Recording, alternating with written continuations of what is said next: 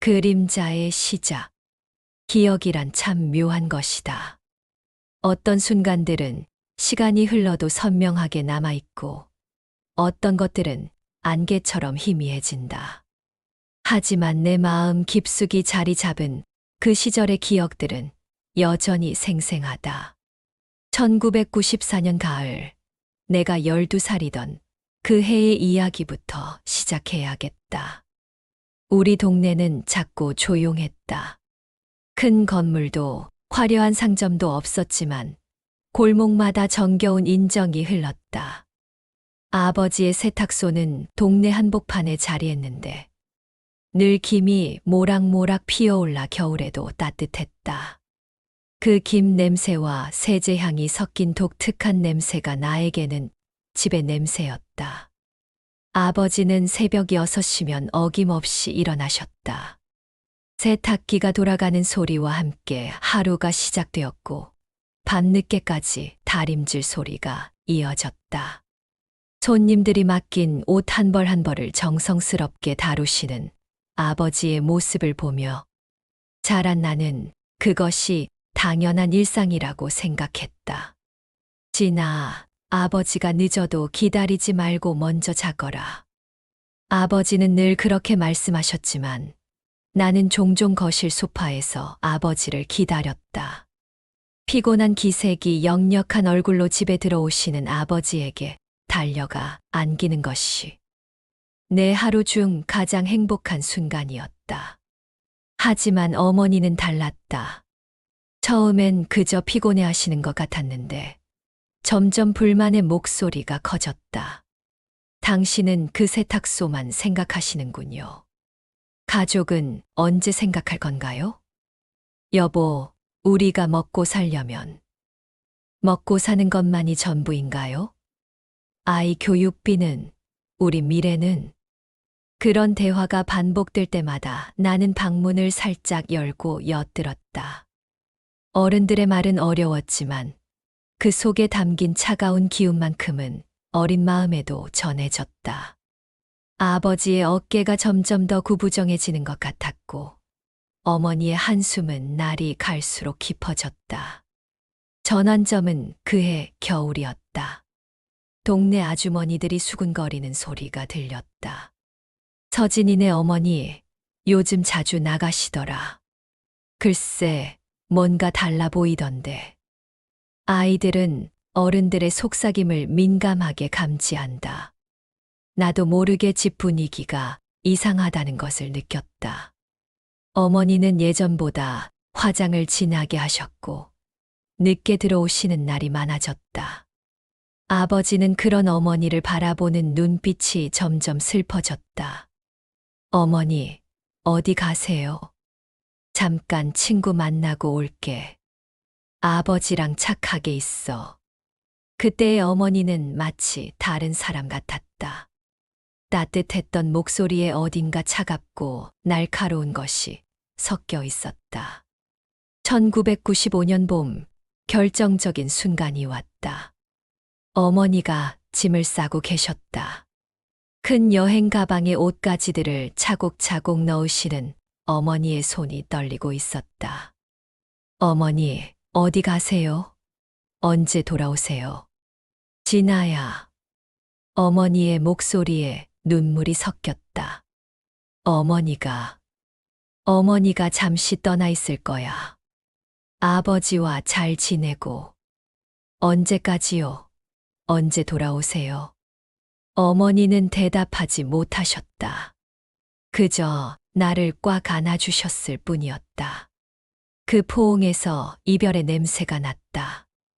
아버지는 세탁소에서 돌아와 텅 빈 집을 마주했다. 어머니의 화장품들이 사라진 화장대, 반쯤 열린 옷장, 그리고 거실 탁자 위에 놓인 편지 한 장.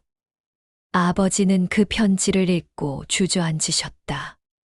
40이 넘은 남자의 울음소리를 처음 들은 순간이었다. 그날 밤 나는 놀이터로 나갔다.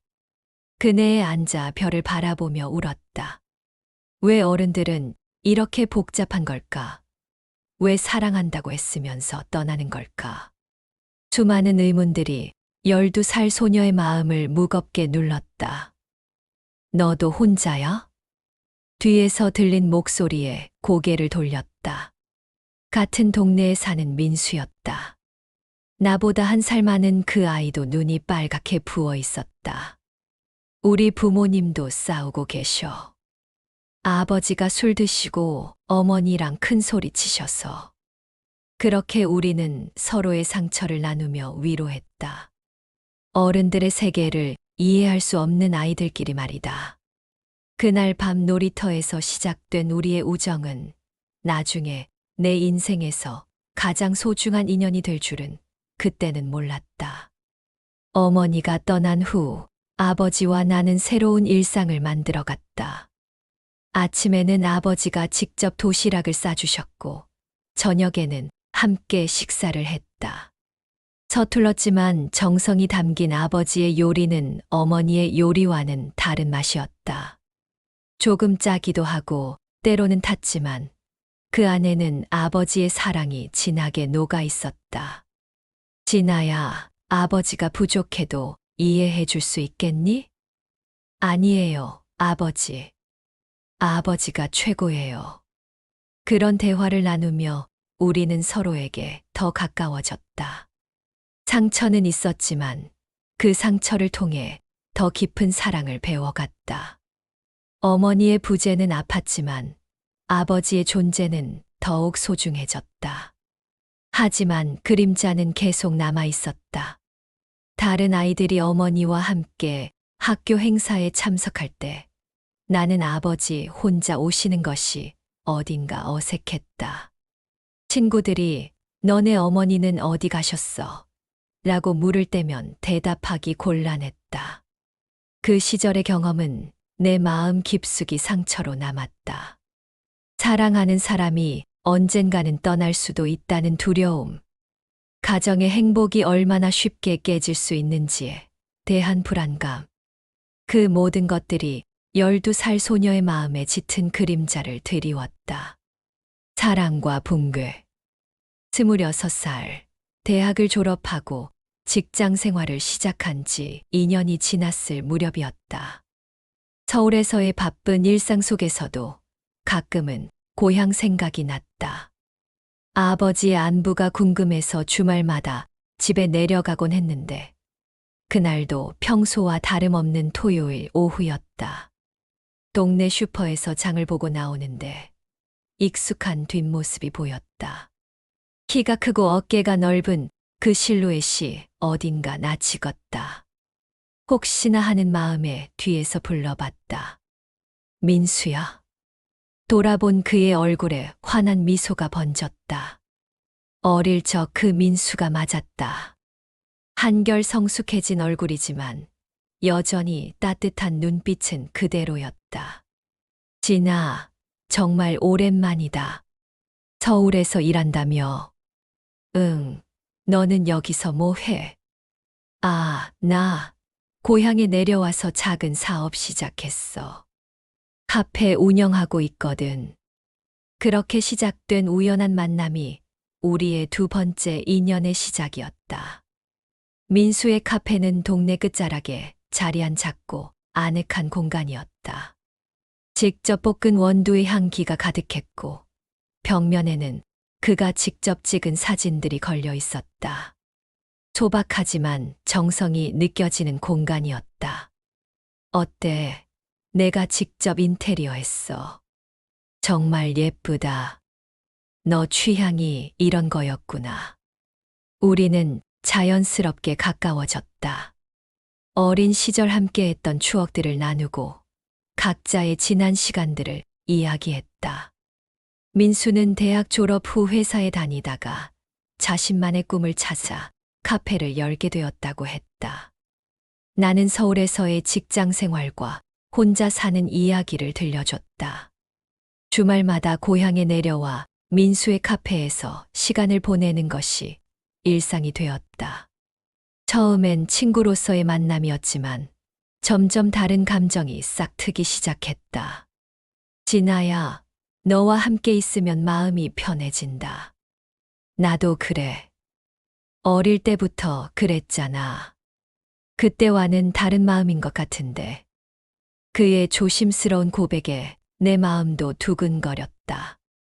어린 시절부터 나를 이해해 주던 그 사람, 상처받은 내 마음을 위로해 주던 그 사람과의 사랑이었다. 1년 후, 우리는 결혼을 결정했다. 아버지도 민수를 무척 좋아하셨다.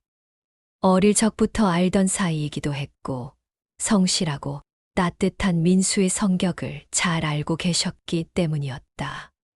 진아야, 민수는 좋은 청년이다. 너를 소중히 여기는 것 같고. 네, 아버지. 저도 민수와 함께라면 행복할 것 같아요. 시댁 식구들도 따뜻하게 맞아주셨다. 시어머니는 나를 친딸처럼 아껴주셨고, 시아버지는 과묵하지만 정이 많은 분이셨다. 어머니의 빈자리가 아팠던 내게 새로운 가족의 따뜻함은 큰 위로가 되었다.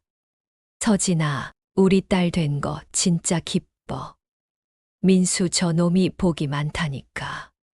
시어머니의 말씀에 눈물이 날 것 같았다. 오랫동안 그리워했던 어머니의 사랑을 시어머니를 통해 느낄 수 있었기 때문이었다. 신혼 생활은 달콤했다. 작지만 깔끔한 아파트에서 민수와 함께 만들어가는 일상들. 아침에 함께 커피를 마시고 저녁에는 손을 잡고 산책하는 소소한 행복들. 어린 시절의 상처가 치유되는 것 같았다. 자기야, 우리 아이 가지면 어떨까? 정말? 나도 그 생각하고 있었어. 결혼 2년 차에 접어들면서 우리는 아이를 계획하기 시작했다. 완전한 가정을 이루고 싶었고, 내가 받지 못했던 완전한 사랑을 아이에게 주고 싶었다. 하지만 행복은 오래가지 못했다. 결혼 3년째 되던 해, 예상치 못한 일이 벌어졌다. 그날은 평범한 목요일 저녁이었다. 민수가 평소보다 일찍 집에 들어왔는데 얼굴이 창백했다. 무슨 일이야? 얼굴이 왜 그래? 서진아, 큰일 났어. 민수의 떨리는 목소리에 불안감이 엄습했다. 아버지가 사업 보증을 잘못 서신 것 같아. 금액이 꽤 크고. 얼마나? 2억 정도. 아니, 정확히는 2억 3천만 원. 그 순간 머리가 하얘졌다. 2억이 넘는 빚이라니. 우리가 평생 모아도 쉽게 갚을 수 없는 큰 돈이었다. 그게 전부가 아니야. 아버지가 도박을 하신 것 같아. 더 충격적인 이야기가 이어졌다. 시아버지께서 몇 년 전부터 경마장에 출입하셨다는 것. 처음엔 작은 금액으로 시작했지만 점점 규모가 커졌다는 것. 그리고 결국 빚까지 지게 되었다는 것. 어머니는 아세요? 모르셔. 아버지가 혼자 처리하려고 하시다가 오늘 빚쟁이들이 집까지 찾아왔어. 그날 밤 우리는 잠을 이루지 못했다. 갑작스럽게 닥친 현실이 받아들여지지 않았다. 행복했던 신혼생활이 한순간에 무너지는 것 같았다. 다음 날 시댁으로 갔을 때 시어머니는 울고 계셨다. 서진아, 미안하다. 정말 미안해. 우리 때문에 너까지. 어머니, 괜찮아요. 함께 해결해요. 하지만 속으로는 막막했다. 2억이 넘는 빚을 어떻게 갚아야 할지, 앞으로 우리 생활은 어떻게 해야 할지. 시아버지는 며칠째 집에 들어오지 않으셨다. 빚쟁이들을 피해 어디선가 숨어 계시는 것 같았다. 가장으로서의 책임을 지지 못하고 도망간 시아버지에 대한 실망감이 컸다. 내가 아버지를 찾아뵙고 이야기해 볼게. 민수는 며칠을 헤매며 시아버지를 찾아다녔다. 결국 동네 모텔에 숨어 계시는 시아버지를 찾았을 때 민수의 마음은 더욱 무거워졌다. 아버지, 이제 어떻게 할 거예요? 미안하다, 민수야. 아버지가 모든 걸 망쳤구나. 시아버지의 후회 어린 목소리였지만 이미 엎질러진 물이었다. 후회만으로는 해결될 수 없는 현실이었다. 더 큰 충격은 그 다음에 있었다. 시아버지가 빚을 갚기 위해 우리 집을 담보로 추가 대출을 받으셨다는 사실이었다. 우리가 모르는 사이에 우리 집까지 위험에 처한 것이었다. 이럴 수가. 우리 집까지. 서진아, 미안해. 정말 미안해. 민수도 이 사실을 뒤늦게 알았다고 했다. 시아버지가 모든 것을 혼자 처리하려다가 상황을 더 악화시킨 것이었다. 그날 밤 나는 친정아버지에게 전화를 드렸다. 아버지, 큰 일이 났어요. 눈물이 왈칵 쏟아졌다. 어릴 적 어머니가 떠났을 때처럼 다시 한번 세상이 무너지는 것 같았다. 사랑한다고 믿었던 사람들 때문에 상처받는 일이 또다시 반복되었다. 결혼 3년 만에 우리가 쌓아온 모든 것이 한순간에 무너져 내렸다. 사랑도, 신뢰도, 미래에 대한 희망도 모든 것이 흔들렸다.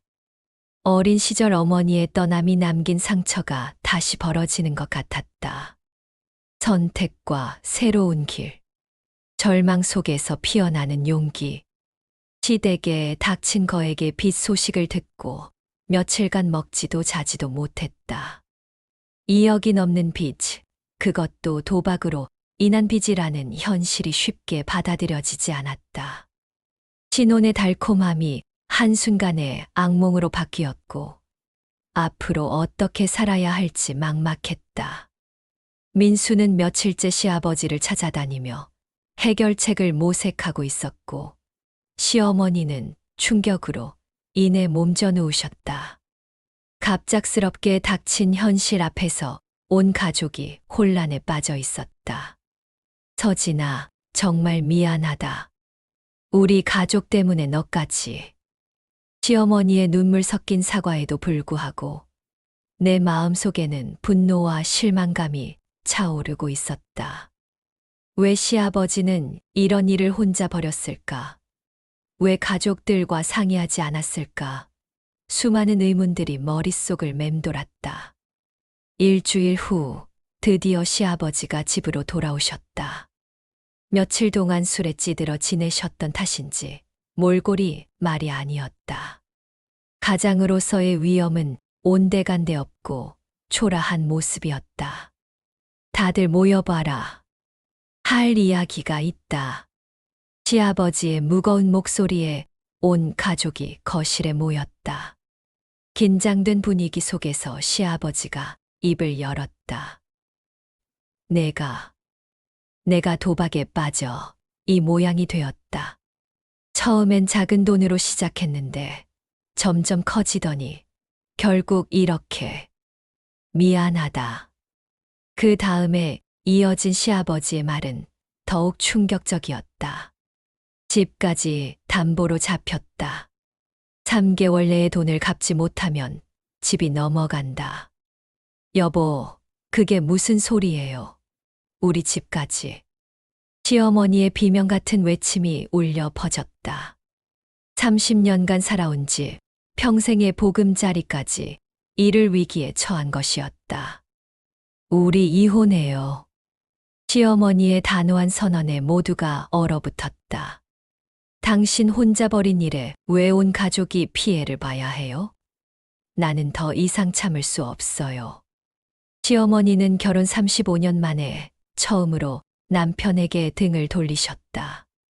평생 참고 견뎌온 것들이 이 순간 터져 나오는 것 같았다. 어머니, 진정하세요.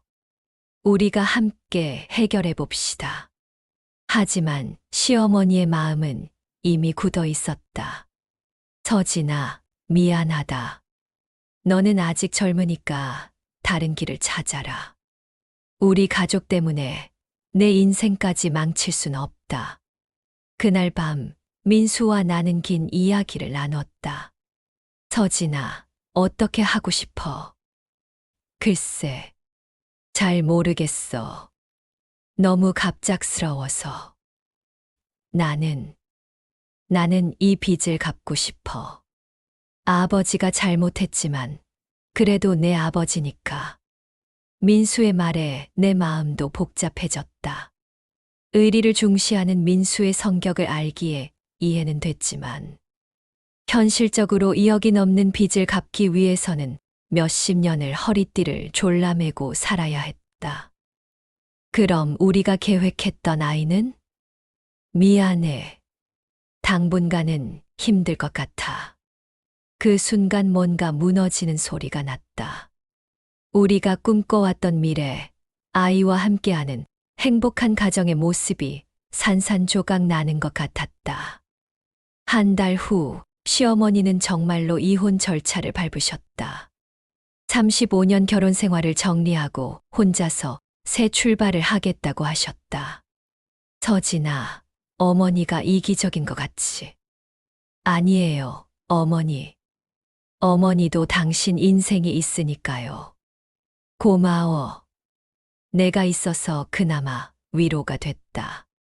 시어머니의 이혼 소식은 동네에 금세 퍼졌다. 35년을 함께 산 부부가 갑자기 갈라선다는 것이 사람들에게는 큰 화제거리였다. 하지만 당사자들에게는 생존을 위한 선택이었다. 시어머니가 집을 나가신 후 우리 부부는 진지하게 미래를 논의했다. 빚을 갚기 위해서는 둘 다 직장을 다니면서도 부업까지 해야 했고, 최소한 15년은 빠듯하게 살아야 했다. 서진아, 힘들겠지만 함께 해줄 수 있겠어. 민수의 간절한 눈빛을 보며 결심했다. 어린 시절 아버지와 함께 시련을 견뎌냈듯이 이번에도 사랑하는 사람과 함께 이겨내고 싶었다. 응, 함께 하자. 우리가 힘을 합치면 못할 것도 없어. 그렇게 우리는 새로운 계획을 세웠다. 민수는 카페 운영과 함께 야간 아르바이트를 시작했고, 나는 회사를 그만두고 수입이 더 높은 직장으로 이직했다. 주말에는 온라인 쇼핑몰 운영으로 부업을 시작했다. 빚을 갚기 위한 생활은 상상했던 것보다 훨씬 힘들었다. 새벽 5시에 일어나 밤 11시에 잠드는 생활이 반복되었다. 데이트는커녕 함께 밥 먹을 시간도 부족했다. 하지만 매달 빚이 조금씩 줄어드는 것을 보며 희망을 잃지 않았다. 6개월이 지났을 때 예상치 못한 소식이 들려왔다. 서진아, 임신한 것 같아. 그토록 원했던 아이가 이런 어려운 시기에 찾아온 것이었다. 기쁘면서도 걱정이 앞섰다. 빚 갚기도 벅찬 상황에서 아이까지 키울 수 있을까? 어떻게 할까? 솔직히 지금 상황이. 키우자, 서진아. 우리 아이야. 힘들어도 키워보자. 민수의 말에 눈물이 핑 돌았다. 어려운 상황이지만 포기하고 싶지 않았다.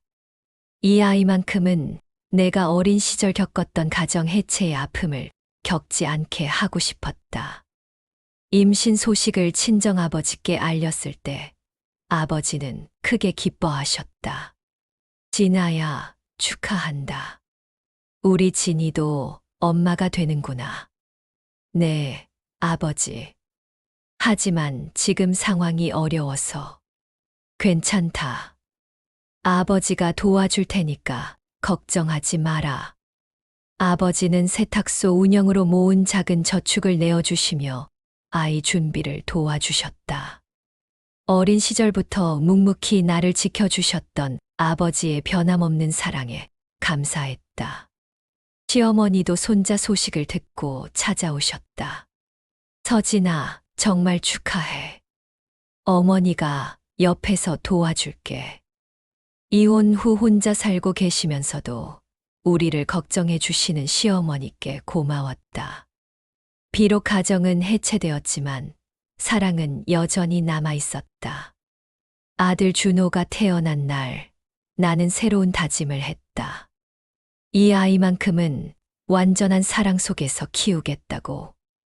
내가 어린 시절 겪었던 부모의 이혼, 가정의 불화를 이 아이는 겪지 않게 하겠다고. 준호야, 엄마가 너를 지켜줄게. 행복하게만 자라라. 작은 아들을 품에 안고 다짐하는 순간, 어린 시절의 상처가 치유되는 것 같았다. 상처받은 아이였던 내가 이제는 아이를 지키는 어머니가 된 것이었다. 빚을 갚기 위한 생활은 여전히 팍팍했지만 아들이 있어 견딜만 했다. 준호의 웃음소리가 집안을 밝게 만들었고 우리 부부에게 새로운 활력을 주었다. 서진아, 고마워. 이렇게 힘든 상황에서도 우리 아들을 낳아줘서 우리가 함께 이겨낸 거야. 앞으로도 함께 해줘. 5년이 지났을 때 드디어 빚의 절반을 갚을 수 있었다. 여전히 갈 길이 멀었지만 불가능해 보였던 일이 조금씩 현실이 되고 있었다. 어느 날 저녁 준호가 잠든 후 민수와 함께 차를 마시며 이야기했다.